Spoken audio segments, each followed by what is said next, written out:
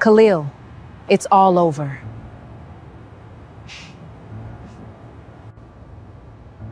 Walk home, Khalil. Because starting today, you've got nothing left but your bare hands. I'm having dinner with Victor tonight.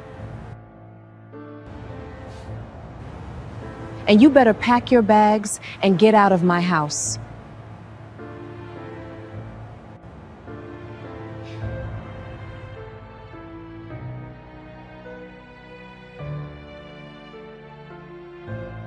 So, your husband has accepted this, right?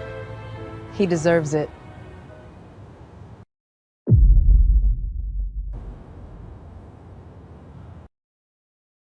Khalil Brooks was 38 years old, and he believed exactly one thing above everything else. A man's word is the only inheritance nobody can repossess. He built his whole life on that belief, poured concrete into it, framed walls around it, hung doors that closed soft and true. He believed it the day he married Zora Brooks. He still believed it the morning he signed the last line of the papers that ended it. That morning, the disruption came fast. At 9:47 a.m., inside a courtroom at the Cook County Courthouse on Washington Street in downtown Chicago, Khalil set down the pen. Zora sat across the table in a cream-colored coat, and the corner of her mouth curled up. Not sadness, not even relief. Something closer to a woman who believed she'd just won. Out in the marble hallway, Victor Langford waited with his hands in his pockets, checking his watch like a man who already knew what came next. But here's the thing about a man who never raises his voice. You never know what he's already arranged behind the silence. Because in exactly 3 minutes, a black Maybach was going to glide up to the curb on Washington Street, and Zora, who assumed Khalil would be walking home, or worse, calling a rideshare like the humbled man she thought she was leaving behind, was about to watch her ex-husband step into a car she couldn't have afforded in her best year. Before we get into how a 38-year-old construction foreman walked out of his own divorce and into a fortune, let's go back to that quieter morning. Because real justice doesn't announce itself with sirens. It arrives the way Khalil's uncle always said the good ones do: quiet, on time, and already paid for. The day had started like any other in the two-flat on South Champlain Avenue in Bronzeville. Rain from the night before still sat in the gutters, catching the gray of the Chicago sky. Khalil had been up since 5, same as every workday for 20 years. Boots by the door, coffee black, the radio turned low. He'd pressed his one good Navy suit himself the night before and hung it on the closet door like a man dressing for a funeral. In a way, he was. He thought, briefly, of a spring afternoon 11 years earlier. A backyard on Champlain Avenue strung with borrowed lights, his father still alive then, standing beside him under a trellis Khalil had built with his own hands the week before the wedding. Zora had cried real tears that day, or at least he'd believed they were real at the time. My wife. He used to say it like a vow renewed every morning. Now the words just sat in his chest like a stone he hadn't set down yet. Zora came downstairs already dressed for court, heels clicking against the hardwood like a countdown. She didn't look at him. She looked at her phone. "You're not going to say anything?" she'd asked, not quite meeting his eyes. "Said everything I needed to a long time ago," Khalil answered. "You just weren't listening."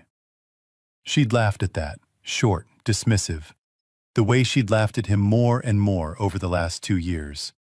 At his boots by the door, at the calluses on his hands, at the fact that he still drove the same Ford F-150 he'd had since before they married, even after she started parking a leased Range Rover in the driveway of a house he'd built with his own crew. The drive downtown was silent. Lakeshore Drive stretched out gray and glassy beside them, the water the color of an old nickel.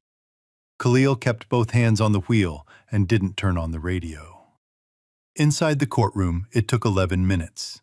The judge read the language in a flat, practiced voice. Zora signed first, her signature a wide, confident loop. Khalil signed second, his handwriting steady, unhurried, the same signature he used on every contract, every permit, every promise he intended to keep. When it was done, he stood. He didn't look at Zora. He didn't look at Victor through the glass. He gave the judge a small nod, turned, and walked out. Not fast, not slow. A man who had somewhere to be. At the top of the courthouse steps, Khalil paused, just for a moment, and let the cold morning air fill his lungs. Below him, Washington Street moved the way it always did, indifferent to the small devastations taking place inside the building behind him. He looked down at his left hand, bare now, a pale band of untanned skin still marking where a ring used to sit. He'd taken it off 8 months earlier, the same night Nia first showed him the phone records. Some part of him had known, even then, that this walk down these steps was already coming. For a moment, without meaning to, he remembered the exact weight of sliding that ring onto his own finger at 28. The church thick with the smell of lilies and rain, his father's eyes wet in the second pew. He let himself have the memory for 3 seconds, no longer. A man could grieve a thing and still know precisely what came next. For Khalil, the two had never been opposites. Zora stayed behind a moment longer, gathering papers into a leather folio Victor had bought her for her birthday. Through the glass door of the courtroom, she watched her ex-husband descend the wide stone steps into the gray Chicago morning, and she smiled at Victor, like a woman checking an item off a list. Then the door swung open, and what Zora saw next made her stop cold.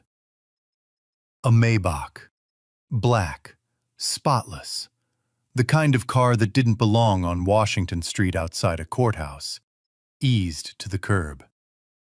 A driver in a dark suit stepped out, walked around, and opened the rear door before Khalil had even reached the sidewalk. From the back seat stepped a tall, silver-haired man in his late 60s, dressed like old money that had never once needed to prove itself. He looked at Khalil and said only, "Son, it's time." Khalil didn't hesitate. He climbed in. The door shut with a soft, expensive click. Zora pushed through the courthouse doors just in time to see the car pull away, and she stood frozen on the top step, her folio clutched to her chest. "Whose car is that?" Victor asked beside her, his voice suddenly smaller than it had been all morning. Zora didn't answer. She just watched the Maybach merge into traffic on Michigan Avenue, carrying away the man she'd just spent 5 minutes signing out of her life. And she felt, for the first time in a long while, a cold and unfamiliar thing crawl up the back of her neck. Doubt. Inside the car, Reggie Brooks studied his nephew's face for a long moment before he spoke again. "The moment she filed," he said quietly, "the family trust activated. Everything your father left behind, it's yours now. Fully. Completely." Khalil looked out the window at the lake sliding by and said nothing. But the corner of his mouth moved, just slightly. What Zora didn't know yet, what she wouldn't understand for months, was that the quietest man in the room had been 3 steps ahead of her the entire time. What was Khalil hiding all along, and just how long had he known? 18 months before that courthouse morning, something in Zora Brooks had started to shift. Quietly at first, the way a house settles before anyone notices the crack in the plaster. It began with a phrase.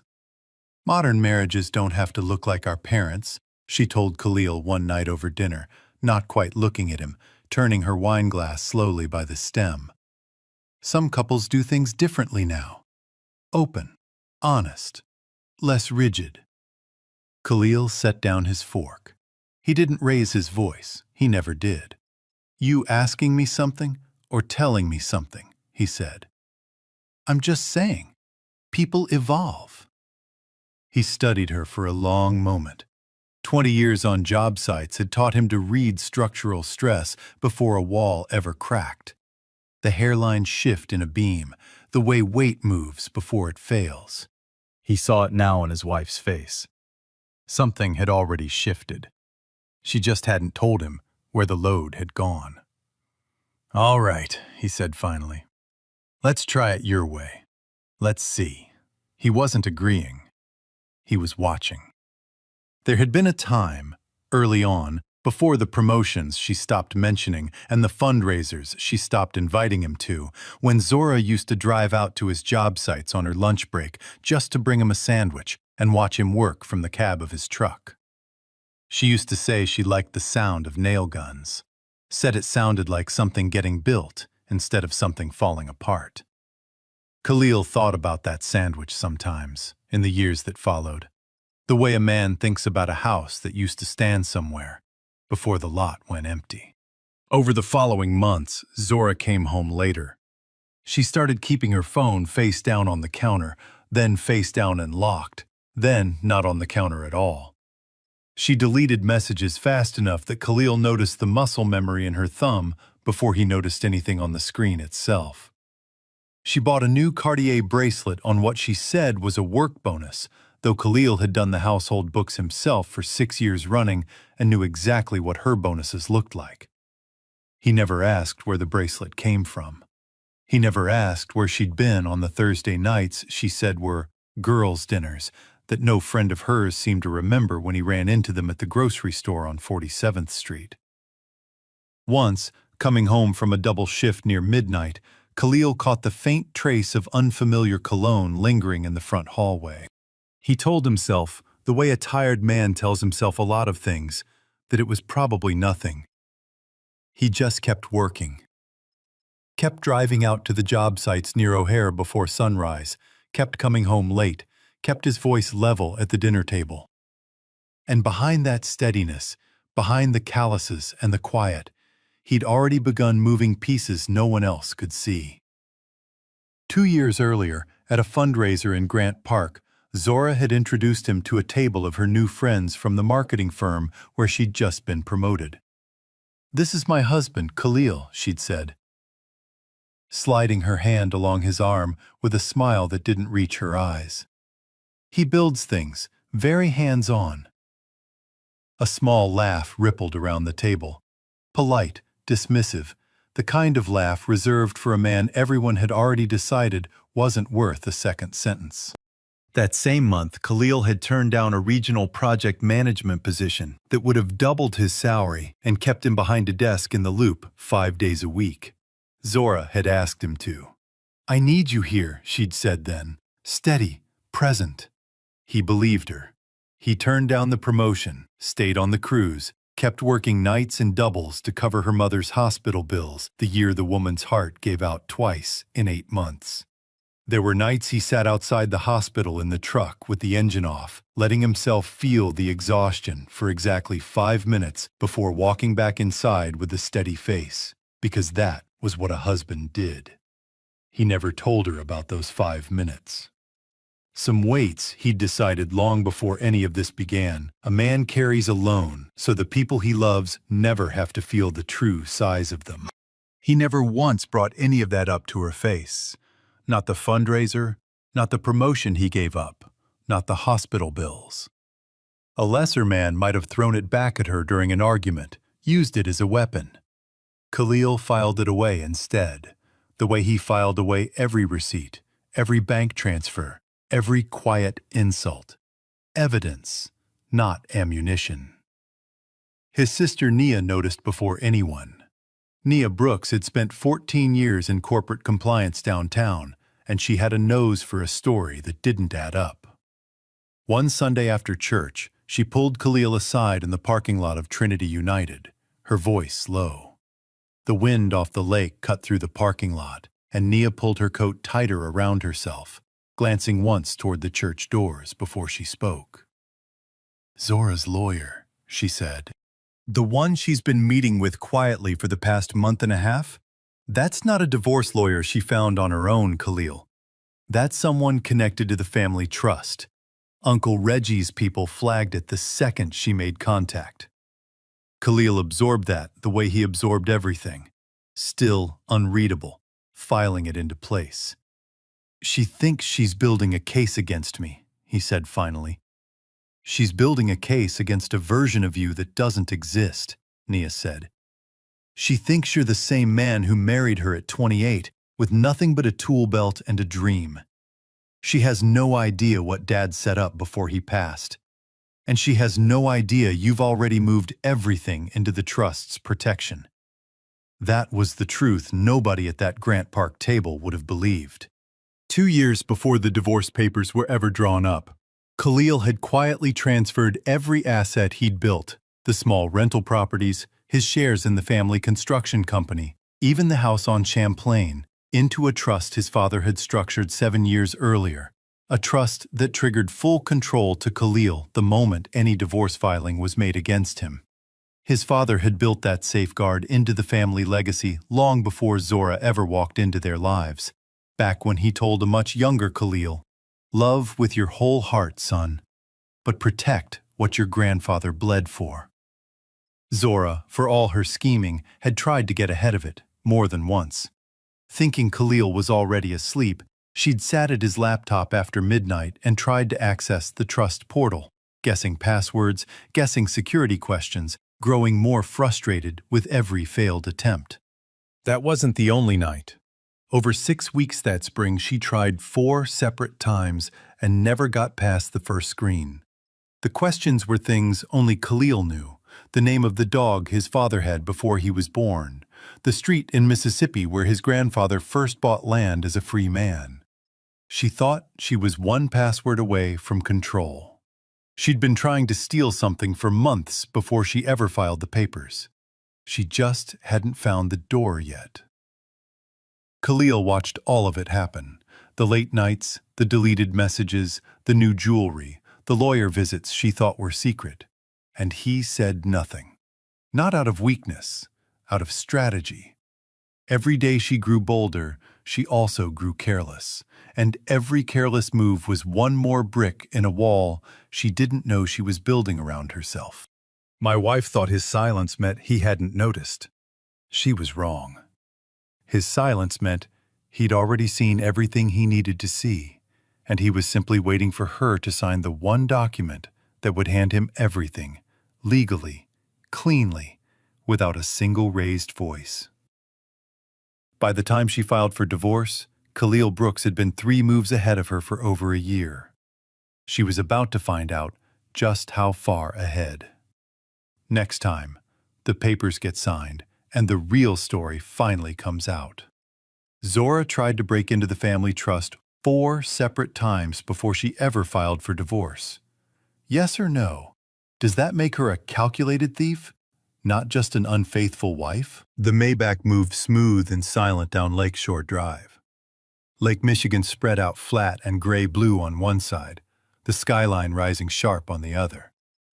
Reggie Brooks reached into his coat pocket and pulled out an iPad, its screen glowing soft against the tinted windows. "Take a look at this, son," he said, handing it over. Khalil took the tablet. The light from the screen washed over the sharp lines of his face, catching the set of his jaw. He scrolled slowly through page after page: account summaries, deed transfers, a balance sheet with more zeros than he'd ever seen attached to his own name. "The moment Zora filed this morning," Reggie said, his voice low and even, "the trust your father set up activated exactly the way he designed it. You now hold 68% controlling interest across the entire Brooks Construction portfolio, along with the family foundation. Current trust value? Just over $47 million. "But wasn't the land already protected?" Khalil asked. "I moved most of it in 2 years ago." "Protected, yes," Reggie said. "Controlled by the trustee, me, until today. That's how your father built the language. The assets stay shielded the moment you place them in trust, but full operating control only transfers to you if a divorce filing hits the county record. That's the clause that fired this morning. Everything you protected 2 years ago is finally, entirely yours to run. Khalil sat with that in silence for a long moment, staring out at the water. He thought about the nights in the site trailer near O'Hare, rain hammering the tin roof, while Zora Brooks video called him just to show off a new handbag, paid for with money he'd wired her that same week. He thought, too, of the nights he'd priced out her mother's second cardiac procedure by phone flashlight because the site had no signal for his laptop, promising the hospital's financial office he'd have the copay by Friday. He'd made that promise 4 times that year. He'd kept it every single time. Reggie continued, "There's more. The security system at the Bronzeville house. We upgraded it 14 months ago. Full storage. Every conversation. Every time Victor Langford let himself in while you were working night shifts." That landed like a struck nail. Khalil's jaw tightened, just slightly, the only sign he gave. Outside the window, the lake had gone the color of wet slate, and for one unguarded second he was back in the backyard on Champlain Avenue, his father's hand steady on his shoulder beneath the trellis he'd built the week before the wedding. He wondered whether his father had sensed even then that steadiness alone couldn't hold up every wall, that some structures fail no matter how sound the foundation if the other side was never planning to stay. Reggie watched his nephew's face carefully, the way a man watches wet concrete for the first hairline crack, and let the silence sit a moment before he spoke again. "You knew," Khalil said. It wasn't a question. "I suspected," Reggie corrected gently. "Your sister confirmed it." "We didn't tell you because you needed to make your own choices without us pushing your hand. A man has to walk into his own decisions, son, or he'll never trust the ground under him again." Khalil looked back down at the tablet, at the folder of security footage timestamps, at the neat legal language confirming what he already knew in his bones but had never let himself say out loud. "I turned down 3 project management offers for her," Khalil said quietly. "Stayed on the cruise so I'd be home more. Worked doubles at the O'Hare site so her mother's cardiac unit didn't go on a payment plan. All of it." "I know," Reggie said. "And every dollar of it, every sacrifice, it's about to be repaid in ways you can't yet imagine." For the first time in longer than he could remember, Khalil felt something move through his chest that wasn't grief and wasn't anger. It was lighter than both, something closer to release. What Khalil felt wasn't triumph. It was the quiet unclenching of a man who feared for 2 years that being decent made him invisible. His real want was never the money. It was proof that patience isn't the same thing as weakness.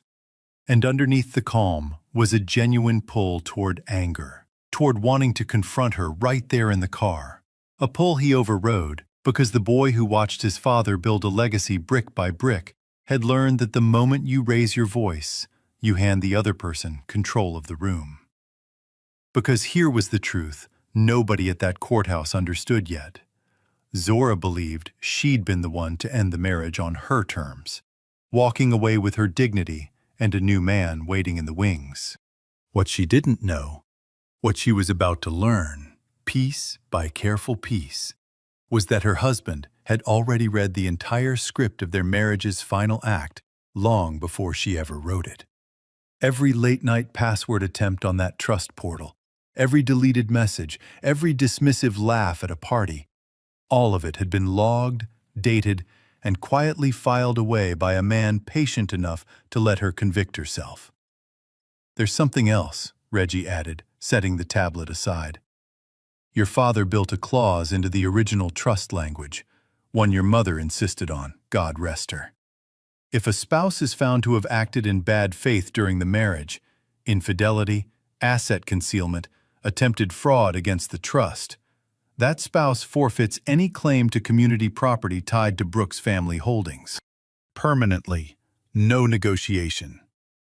Khalil turned to face his uncle fully now. She tried to access the trust portal. 4 times, you said. 4 that we caught, Reggie said. Over 6 weeks. Security questions she couldn't answer. Your father's dog's name. The street in Mississippi where your grandfather first bought land. She never got past the front gate. But she tried. The car turned off Lakeshore Drive onto a quieter road lined with old elms, heading toward the lakefront estate Reggie had arranged. Khalil sat back against the leather seat and let it settle over him. Not the money, though the money was real and considerable. What settled over him was something closer to vindication for every year he'd spent being underestimated by people who mistook his quiet for weakness. You could have told me all this sooner, Khalil said, not with resentment, just observation. And rob you of doing it right? Reggie shook his head. A man who's handed his power before he's earned the clarity to use it wisely. That man makes mistakes with it. You needed to walk out of that courtroom on your own 2 feet, carrying your own dignity before anyone put a single dollar back in your hands. That's how your father would have wanted it done. Quiet. Earned. Undeniable. Khalil nodded slowly, looking back out the window as the lake disappeared behind a line of trees. Victor Langford, Khalil said after a moment. Does she know yet what he actually is? Reggie's expression flickered, something close to pity, though not for Khalil. No, he said. And that particular lesson is going to hurt a great deal more than this one. The Maybach rolled through a private gate, gravel crunching soft beneath the tires, and Khalil Brooks understood in that moment that the life he'd quietly assembled behind his own silence was only just beginning to reveal itself. Everything up to now, the courthouse, the ride, the numbers on the screen, had only been the opening door. If Khalil knew everything a year in advance, what else has he been hiding? And is there a limit to how far quiet patience can go before it becomes something else entirely? The penthouse Reggie had arranged sat high above the lakefront, its floor-to-ceiling windows framing a wide gray sweep of Michigan under a darkening sky. Mia Brooks was already there when they arrived, a thick folder squared neatly on the glass table in front of her, her laptop open, her face set in the particular calm of a woman who has spent 14 years learning to deliver bad news without flinching. Sit down, she told her brother. There's more, and you need to hear all of it before tonight ends. Khalil sat. Reggie stood near the window, arms folded, saying nothing. Nia turned the laptop screen toward him. This is an independent forensic report, she said, her voice flat and precise, the voice she used in depositions. Outside, the lake had gone the color of gunmetal under the last gray light, and somewhere below, a foghorn sounded once, long and low, swallowed almost immediately by the hush of the room. Zora forged your signature 3 separate times across 3 different documents over the last 6 months. She attempted to transfer a commercial lot on the south side and 2 investment accounts out of joint holdings. Khalil sat very still, listening the way he listened to a foreman describe a structural failure, absorbing the damage before deciding what to do about it. There's something worse, Nia continued. One of the documents she forged was for a parcel of land you moved into the trust 2 years ago, which means she was trying to steal something that didn't belong to her anymore, Khalil finished quietly. Something that was already gone. Exactly, Nia said. She still thinks you're the man she described at that fundraiser 2 years ago. The one she called hands-on like it was an insult. She has no idea how far outside her reach you'd already moved. What cut Khalil wasn't the forged signature. It was what it revealed about her motive. Somewhere along the way, she'd stopped seeing him as a partner and started seeing him as an obstacle standing between her and a life she thought she deserved. His deepest fear had never been losing the money. It was the confirmation that his years of sacrifice had been read by her as foolishness instead of love. And in that moment he faced a real inner conflict. The urge to expose and punish her, warring with the instinct that had guided him his whole life. That dignity, once spent on revenge, doesn't come back. He stood and walked to the window, hands loose at his sides, looking out at the city lights beginning to flicker on across the skyline. All those years, he said, mostly to himself, I thought I was building a family. Turns out, I was building a cage and handing her the key. Reggie's voice came gentle from behind him. Victor Langford isn't clean either, son. He's been trying to work his way into conversations with 2 of our commercial partners over the last 4 months. Fishing for information, probably hoping to get ahead of whatever settlement he assumed was coming. We blacklisted him from every Brooks-affiliated project months ago. He's been operating blind this whole time, same as her. He thought he was marrying into money, Naya added. What he actually did was attach himself to a woman who's about to have nothing. The community foundation stayed clean through all of this, at least, Reggie added, almost as an afterthought. Layla Harper's kept it running herself the past couple of years. No small thing, given everything else falling apart around it. Khalil recognized the name. A woman he'd crossed paths with twice at ribbon cuttings for the youth center on 51st Street. Always steady, always exactly where she said she'd be. He hadn't thought about her in months. He didn't think much about her now, either. Not yet. But the name settled somewhere in the back of his mind. Quiet, the way a good foundation settles before anyone builds on top of it. For a moment, the room held nothing but the low hum of the building's heating system and the faint tick of Nia's laptop cooling against the glass table. Khalil let his eyes close, just for 3 full seconds. Not sleep, only the kind of stillness a man allows himself once, quietly, before he has to be strong again for whatever the rest of the night still owed him. Naya had always privately suspected part of what drove Zora was her own upbringing. A childhood spent watching her mother stretch grocery money thin at the end of every month, promising things would be different one day. Understanding where a wound came from, though, never excused where a person chose to point it. Khalil turned back from the window. His face hadn't changed much, the same steady jaw, the same measured stillness, but something behind his eyes had shifted, hardened into a kind of clarity that hadn't been there an hour earlier. What happens now, he asked, with the forgery? Legally, Nia said, it strips any remaining claim she might have tried to make on community assets, even the ones outside the trust. Combined with the infidelity clause your father built in, she walks away from this marriage with exactly what she came into it with, nothing more. And the criminal exposure? Khalil asked. Nia hesitated, glancing at Reggie before answering. That's your call. We have enough documentation to pursue forgery charges if you want to. Most families in our position would. Khalil was quiet for a long moment. The old anger, the kind that wanted to make someone hurt the way you'd been hurt, rose up in him briefly, then settled, the way rough water settles once it finds its level. No, he said finally. I'm not interested in destroying her. I'm interested in building something she can never touch again. Let the trust handle the rest, quietly.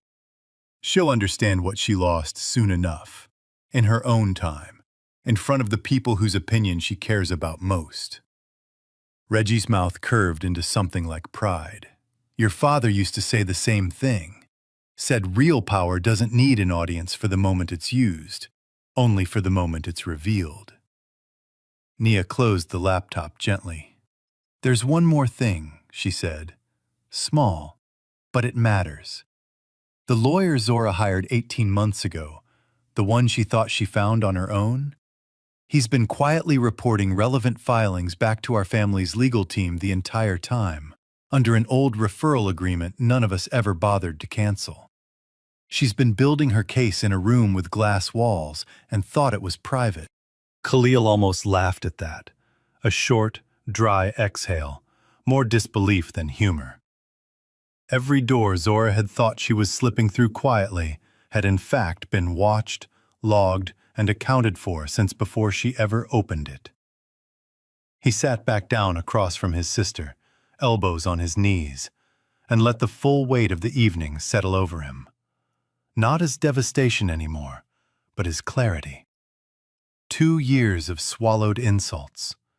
2 years of turned-down promotions and double shifts, and a wife who'd stopped seeing him the moment she decided she deserved more than a man who built things with his hands. All of it had led here, to this room, to this folder, to this quiet, undeniable proof that patience, real patience, the kind that costs something every single day you hold on to it, pays interest that no amount of forged paperwork can ever touch. "All right," Khalil said finally, his voice steady again. "Then let's build something worth all of it." Outside the window, the Chicago skyline glittered on, indifferent and beautiful, the same as it had every night of his marriage, the only witness that had been there for all of it, and the only one that had never lied to him. Just when it seemed like Zora had lost everything a marriage could cost her, one more secret was still waiting to surface. What do you think Khalil does next? Walk away quietly? Or make sure the whole community finds out exactly who Zora really is? That morning, before the picnic, Khalil had stood alone in the kitchen of the house on Champlain Avenue, the same house Zora had never once helped him finish painting. Turning a coffee mug slowly in his hands, while the sun came up over the small garden he'd started the week the papers were finalized. He thought of something his father used to say. You don't rebuild a thing by rushing it. You rebuild it by getting the foundation right the first time and letting everything else follow. He rinsed the mug, set it in the rack, and drove to the park with nothing left in his chest but quiet. Grant Park was alive with the sound of a community picnic. Children shrieking with laughter near the fountain, the smell of barbecue smoke drifting low over the grass, an old gospel playlist crackling out of a portable speaker somebody's grandmother had insisted on bringing every year since the Clinton administration. Hundreds of people from Bronzeville and the South Side had turned out, folding chairs and coolers scattered across the lawn like they'd been there since sunrise. Khalil Brooks stood near the edge of the gathering in a dark, well-cut suit, calm and unhurried the way he always was. Beside him stood Layla Harper in a soft blazer, her laugh easy and warm as she talked with 2 little girls asking about the community garden project. He and Layla had known each other for 2 years through that same garden committee, nothing more than a nod and a shared coffee here and there, back when he was still technically a married man with nothing left of a marriage but the paperwork. It was only in the last several months, once there was truly nothing left to protect, that the nod had turned into something else. That was when Zora appeared. She wore a bright red dress, the kind meant to be seen from across a lawn, a gift bag from an expensive boutique dangling from one wrist. Her smile was practiced, careful, but her eyes gave her away, darting, uncertain. The eyes of a woman walking into a place she no longer had any right to. "Khalil," she said, stopping a few feet from him and Layla, her voice pitched just a little too bright. "Could we talk? Just for a minute?" For half a second, unbidden, Khalil thought of the sandwiches she used to bring him at the job site on her lunch breaks. The way she'd said the sound of nail guns reminded her of something being built instead of something falling apart. He let the memory move through him like weather, there and then gone, taking nothing with it when it left. Khalil said nothing at first. He simply looked at her, the way he'd learned to look at a wall before deciding whether it needed to come down or could still be saved. It couldn't be saved. He already knew that. "I know things got complicated," Zora pushed on when he didn't answer. "But I want you to know, Victor used me. He lied to me about a lot of things. I have proof, if you'll just look. She pulled a folded stack of papers from her purse, hands trembling slightly as she held them out. A few feet away, a child's laughter rang out, bright and oblivious to the small, tense circle forming near the picnic tables. Naya, standing just behind her brother, glanced at her phone screen for less than 3 seconds before shaking her head. Victor Langford was cut off from every Brooks-affiliated project months ago, Zora, Nia said. Not unkindly, but without softening it either. Long before today. Whatever's in those papers, it's already old news. Zora's face went still. A couple of nearby neighbors, close enough to catch the exchange, exchanged a glance and quietly looked away, the way people do when they realize they've stumbled into something that isn't theirs to watch. I helped build this, Zora said, her voice rising slightly, a last grasp for footing. This community project. I was part of that too. You attended 2 fundraisers, Nia said simply. That's not the same thing. Layla Harper spoke then, her voice quiet, without any edge in it at all. You had everything, Zora, she said. And you walked away from it long before anyone forced your hand. That's not on him, and it isn't on me either. Whatever you came here hoping to find, I don't think it's here anymore. Zora stood still for a long moment, her cheeks warm with an embarrassment that had nowhere to go, no crowd to perform for, just a handful of people close enough to see it. Then, without another word, she turned and walked away on her own, her heels catching awkwardly in the grass. Khalil watched her go without satisfaction and without cruelty, just a quiet, settled kind of peace. He reached over and took Layla's hand, feeling a warmth in that simple gesture he hadn't felt in the better part of 7 years. You didn't have to say all that, he told her softly. I know, Layla said. But it needed saying, and it wasn't going to be you. You've spent enough years being the one who stays quiet. He almost smiled at that. Almost. Later, as the picnic wound down and the sky over the lake turned the soft orange of a Chicago summer evening, Khalil sat on a bench near the water with Layla, watching a group of kids chase a soccer ball across the grass. Nia joined them a moment, dropping into the space beside her brother with the tired satisfaction of a woman who'd spent the afternoon quietly making sure the truth landed exactly where it needed to. She's not going to bother you again, Nia said. Word travels fast in this community, even the quiet kind. I'm not worried about that anymore, Khalil said, and for the first time in a long while, he meant it completely. He looked out at the water, at the skyline catching the last of the light, at the people around him who had known his family for generations and had never once needed him to prove anything to them. He thought about his father, about the trust built 7 years in advance, about a lifetime of quiet decisions finally paying out exactly the way they were designed to. Justice, he was learning, rarely needed to be loud. It just needed to arrive on time, in front of the people who mattered most. But Khalil wasn't finished yet.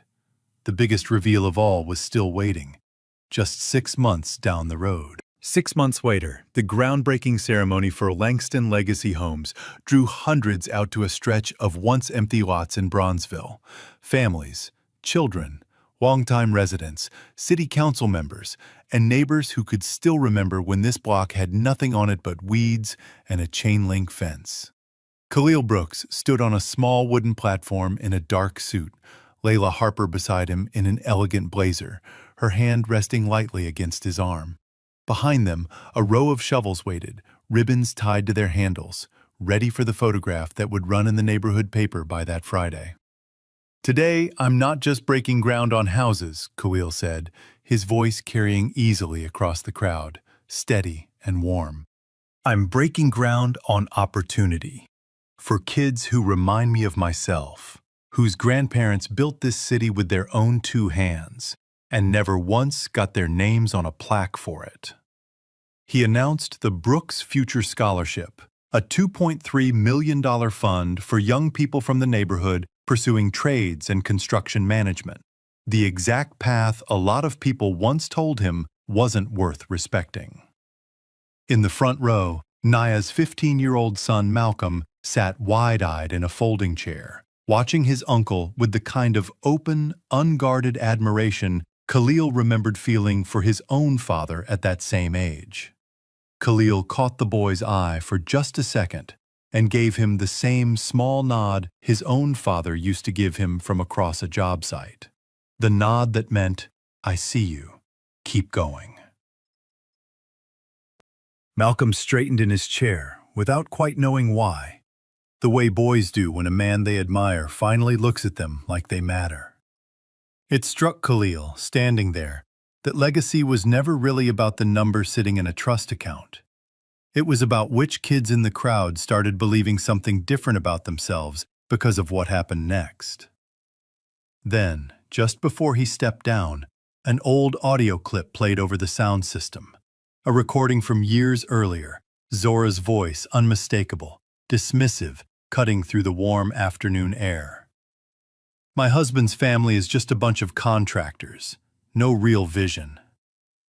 A ripple moved through the crowd. Near the back, half hidden by a tree, Zora stood frozen, color draining from her face as neighbor after neighbor turned to glance her way. Khalil didn't flinch, and he didn't raise his voice. "This scholarship comes with one condition," he said calmly.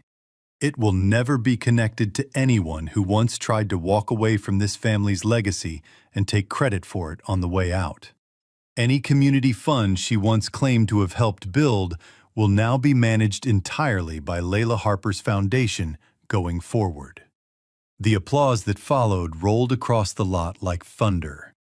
Zora turned and walked quickly toward the edge of the crowd, disappearing before anyone could catch her eye again. The most public moment of humiliation she had ever known, delivered without a single raised voice, in front of the very community she'd once looked down on. Afterward, as the crowd thinned and the sun dropped low over the lake, Khalil and Layla walked along the water's edge together, hand in hand. Gulls cried somewhere out over the breakwater, and the day's last warmth still lingered in the concrete beneath their feet. Khalil thought of a word he used to say without thinking, "My wife," and how long it had taken him to understand that a title was never the same thing as the truth underneath it. "You saved me from a life spent building things for everyone else," he told Layla quietly, "and forgetting to build anything for myself." Layla just smiled and let the silence hold the rest of it. Zora Brooks didn't just lose a marriage that day. She lost the money, the community standing, and the respect of every neighbor who'd once believed her version of the story.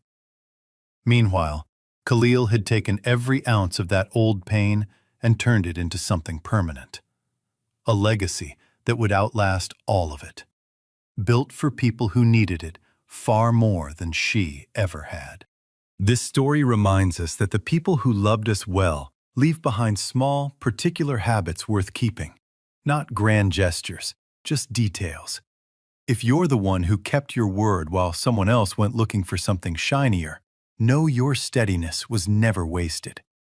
Every Thursday evening, sit at the kitchen table with the same mug you've had for 20 years and write down one thing you did right that week, just for yourself, not for anyone watching. Teach your grandson to shake a man's hand, look him in the eye, and mean it, the way you once taught your own husband to mean his vows. Keep Betty's number taped inside the cabinet door and call her before the coffee's gone cold. Truth was never loud. It just needed someone patient enough to still be standing there when it finally showed up. If this story reminded you of someone in your own life, tell us about them in the comments below. And don't forget to subscribe for the next story of quiet justice. Human writers poured their soul into these scripts to expose injustice and celebrate humanity. AI served as a technical supporter, refining expression so the valuable messages of equality, humility, and hope could reach and inspire millions. Production team: story and screenplay by Quinn Fung. Character development and visual conceptualization by Chris Nguyen. Video scripting and scene adaptation by David Nguyen. A passionate team dedicated to bringing this story to life.